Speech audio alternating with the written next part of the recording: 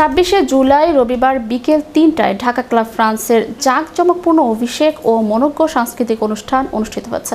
প্রবাসী বাংলাদেশিদের সামাজিক সম্প্রীতি, ঐক্য ও পারস্পরিক সহযোগিতার প্রত্যয় নিয়ে ফ্রান্সের রাজধানী প্যারিসে অনুষ্ঠিত হচ্ছে ঢাকা ক্লাব ফ্রান্সের অভিষেক অনুষ্ঠান।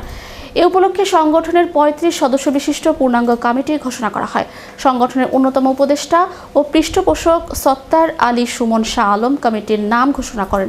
এতে রানা রহমান সভাপতি ও কামাল আহমেদ সাধারণ সম্পাদক এবং সাংগঠনিক সম্পাদক মমিন আলী মোড়ল, কোষাধ্যক্ষ জাহাঙ্গীর আলম, প্রচার সম্পাদক মারুফ ফয়সাল, দপ্তর সম্পাদক সুমন মোল্লা নির্বাচিত হন।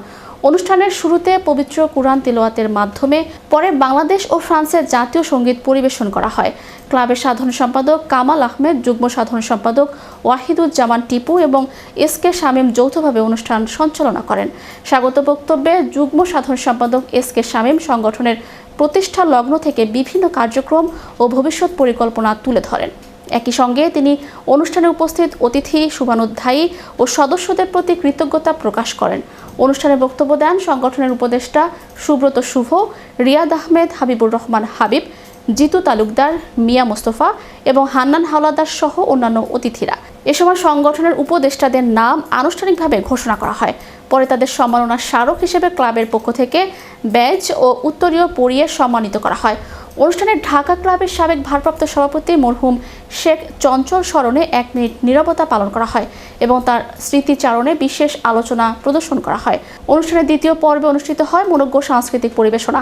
সাংস্কৃতিক অনুষ্ঠানটি পরিচালনা করেন সাংস্কৃতিক সম্পাদক মোহাম্মদ নাহিদ। এতে প্যারিসের জনপ্রিয় শিল্পী মৌসুমী চক্রবর্তী ও নিশিতা বড়ুয়ার পাশাপাশি বাংলাদেশ থেকে আগত শিল্পী ইলিয়াস, উপমা ও আরাফ খান সঙ্গীত পরিবেশন করেন। তাদের পরিবেশনায় উপস্থিত দর্শক শ্রোতারা প্রাণবন্ত এক সাংস্কৃতিক সন্ধ্যা উপভোগ করেন। অনুষ্ঠানে ফ্রান্সে বসবাসরত বিপুল সংখ্যক প্রবাসী বাংলাদেশি, বিভিন্ন সামাজিক ও সাংস্কৃতিক সংগঠনের নেতৃবৃন্দ, গণমাধ্যম কর্মী এবং বিশিষ্ট ব্যক্তিরা উপস্থিত ছিলেন। সংগঠনের অন্যতম উপদেষ্টা ও পৃষ্ঠপোষক সত্তার আলী সুমন শাহ আলম বলেন, ঢাকা ক্লাব ফ্রান্স শুধু একটি সংগঠন নয়, এটি প্রবাসী বাংলাদেশিদের মধ্যে সম্প্রীতি, সৌহার্দ্য ও পারস্পরিক সহযোগিতার একটি সেতুবন্ধন। আমি আশা করি এই ক্লাব ভবিষ্যতে প্রবাসীদের কল্যাণে এবং বাংলাদেশের ইতিবাচক ভাবমূর্তি বিশ্ব দরবারে তুলে ধরতে গুরুত্বপূর্ণ ভূমিকা রাখবে।